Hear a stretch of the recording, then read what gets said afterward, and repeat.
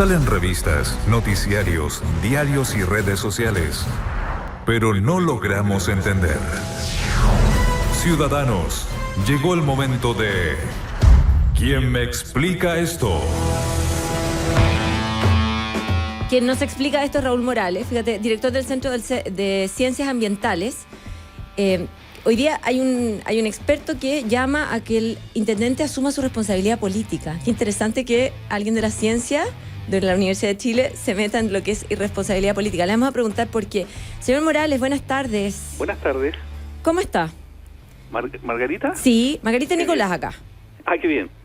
Gusto escucharlos. Estábamos hablando de interesante que un experto de la Universidad de Chile llame a un intendente a asumir responsabilidad política. Sin duda. Yo creo que el rol de los políticos es enfrentarse políticamente a sus desaciertos.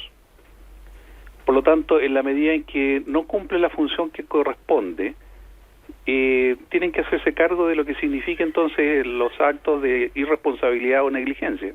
Y aquí la negligencia fue haber dicho que el humo no era tóxico. No es haber dicho, es haber sido vocero de una situación de emergencia en donde se plantea un concepto erróneo y equivocado que va como mensaje a la población que está experimentando la situación de crisis que se está viviendo en esa zona. Estamos de acuerdo, la situación es crítica y todo, pero ¿usted qué hubiera dicho si hubiera sido autoridad? En una dimensión paralela, un hombre informado, que está bien. Primero, una autoridad política tiene que conversar con los expertos que le tienen que plantear la situación que hay. Okay, y entonces, si yo no manejo el lenguaje como político, yo le entrego entonces la vocería a quienes tienen que hacerse responsables de los conceptos y de la situación que se está experimentando. O sea, usted, don Raúl, le hubiera dicho a la autoridad, le hubiera dicho, entréguele la vocería a Raúl Morales. Al que corresponda. O al que corresponda. Al ministro del Medio Ambiente, al representante del Ministerio de Salud o el Ceremi de Salud de la zona, etcétera. Ok, punto uno. Ya, entonces, tomando en cuenta eso, ¿cuál hubiera sido el texto que usted hubiera declarado sobre esta emergencia ambiental como director de Ciencias Ambientales de la Universidad de Chile, una persona que sabe qué es lo que pasa y cuáles son las consecuencias? Se lo hago una pregunta simulando de que usted vendría a ser la autoridad que tomó la mejor decisión, que probablemente le entregó al vocero, a don Raúl Morales, que es la persona que sabe qué es lo que pasa. Mira, Nicolás, lo primero que tiene que haber hecho la autoridad en ese momento, al situarse en el lugar de los hechos y presenciar entonces que se está desarrollando un siniestro de esa envergadura, ya, es iniciar un proceso primero de medición para saber cuál es el área crítica de exposición y sobre esa base establecer entonces las medidas precautorias de la población que va a estar expuesta a ese siniestro. Ahora, fíjate escucha, que cuando uno ve el lugar del hecho, se encuentra que a 5 kilómetros de ahí está un villorrio, ya, Lo Herrera, y resulta que a ellos se les informa que el humo no es tóxico. O sea, sigan haciendo las actividades normalmente porque el humo no es tóxico. ¿Tú crees que eso es correcto? No, yo no estoy hablándolo, yo lo estoy escuchando usted porque a mí me gustaría saber, si soy vecino, sacar la conclusión de que entonces me informaron mal. ¿Estamos de acuerdo? Supuesto. Me informaron mal. Soy vecino, me informaron mal, eso es negligente. ¿Ok? Ahora, ustedes tienen información y pueden asegurarnos de que lo que está pasando en ese lugar es realmente tóxico, o sea, ocuparon herramientas o no, o esto es un supuesto. Le hago la pregunta desde la más profunda ignorancia, no por evaluarlo usted, sino para saber. ¿Usted tiene información que asegura de que esto es tóxico con un plazo? ¿Qué información tienen ustedes? Sería súper bueno saberlo. Mira, primera cosa, todos los que manejan los conceptos de lo que es un vertedero o relleno sanitario, sabe que la cantidad de material diverso que allí existe al momento de generarse un incendio va a generar contaminantes a la atmósfera de distinta calidad. Ya, pero ese distinta hoy, a esta hora, tiene hasta peligrosos. Por eso que esto no es comparable con la calidad de aire de un día de invierno. Ah, perfecto. En donde tenemos ahí un estándar nacional respecto de cuáles son los contaminantes primarios, secundarios, cuáles son los índices de niveles de concentración, etcétera, a diferencia de que este es un incendio que ocurre con un conjunto de materiales diversos donde los más peligrosos son la quema de los polímeros o materiales plásticos en todas sus variedades, que van formando parte de la basura doméstica que se va juntando en ese depósito. Señor Morales, mire, porque nosotros somos comunicadores y queremos cooperar con esto, en el fondo también nuestro deber es informar bien y no pecar en la inexpertise o inexperticia que mostraron ayer las autoridades. O sea, básicamente lo que se entiende acá, y hablaba ayer un alto catedrático, el jefe del Departamento de Medio Ambiente del Centro Médico, decía, aquí los exámenes para saber exactamente cuánta dioxina, por ejemplo, había o cuánto cloro, toman un mes y hay que llevarlo a Concepción.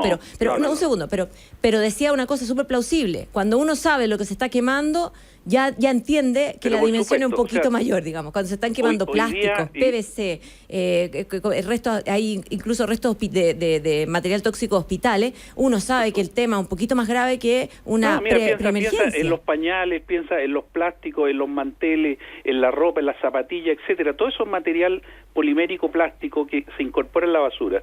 Todos los expertos químicos con formación universitaria saben que cuando eso se quema a menos de 800 grados Celsius, como ocurre en un incendio de esas características, de baja energía, la cantidad de compuestos químicos tóxicos es alta.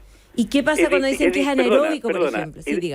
Es distinto cuando tú lo incineras a altas temperaturas, sobre 800 grados, esos mismos materiales poliméricos son más inocuos, son más inofensivos, porque la combustión es más completa y no generan estos compuestos dioxinas o furanos que conocemos. ¿Te fijas? Entonces, claro, un incendio de vertedero o de relleno sanitario es un incendio de baja energía, por lo tanto, de una quema incompleta, que además se hace a nivel subterráneo, con deficiencia de oxígeno, porque se va quemando hacia abajo este depósito. Pero de ahí a decir que era anaeróbico, que la autoridad haya dicho que era anaeróbico el incendio. No, yo creo que al decir anaeróbico, lo que está tratando de decir que es un incendio que se produce en baja concentración de oxígeno.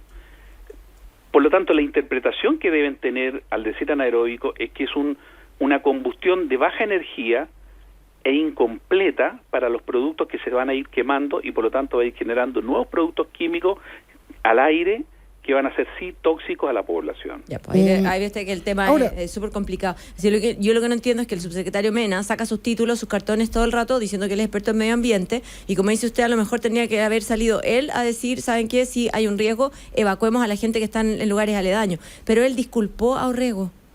Pero mira, sí, aquí la cosa es muy sencilla, hay que tener dos dedos de frente. Cuando yo veo que se inicia un incendio en una zona de alto riesgo, yo lo primero que tengo que transportar es un equipo móvil de medición de calidad de aire. De modo que ese vehículo móvil yo lo llevo en la dirección de la pluma del incendio, o sea, la pluma se refiere a los humos, la dirección que toman con el viento, y voy midiendo la concentración hasta que se cae la concentración a un rango bueno. Ahí yo corto y digo, a lo menos hasta esta distancia, aquí hay un rango de alta concentración de contaminantes. Por lo tanto, estas personas, en función de la hora, van a estar exponiéndose a una contaminación excesiva. Ahí tomo medidas. Digo, ¿quiénes son los más vulnerables en este radio de acción? Los niños menores de 5 años, las mujeres embarazadas, etcétera, etcétera.